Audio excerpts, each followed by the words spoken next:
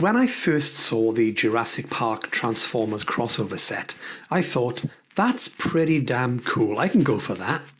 I was in this for the Land Cruiser robot, who's called JP93, in reference to IDW colorist Jean-Paul Beauvais' ability to recall that many decimal places of pi. The robot's great, although the lack of a waist swivel really boils my piss, and that's my issue. However, the roof of the vehicle, which becomes the robot's feet, refused to clip in place. So it was time to attack that thing with a file and get those pieces fitting together a little bit better. I took my time with the filing as I didn't want to remove too much material or damage the look of the roof in vehicle mode. So when the set began to shelf warm and various retailers began knocking down the price, I was like, 80 quid? Dunno.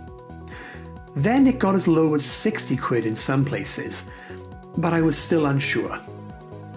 Then one cold day in November, Xavi had a sale on, and the set was up for 30 quid. 30 quid for a leader class figure and a deluxe. 90 quid off the asking price. Okay, you got me, I'm in. I swiftly put in the wrong address onto the online form, and I spent 2 months fighting with the Royal Mail and Xavi to locate the missing parcel, which finally arrived at my old place a few days ago. You did it. You crazy son of a bitch, you did it. He's a great little robot, and is still currently available on Hasbro Pulse for £120, if you're so inclined, and you're brain damaged. An adventure 65 days in the making.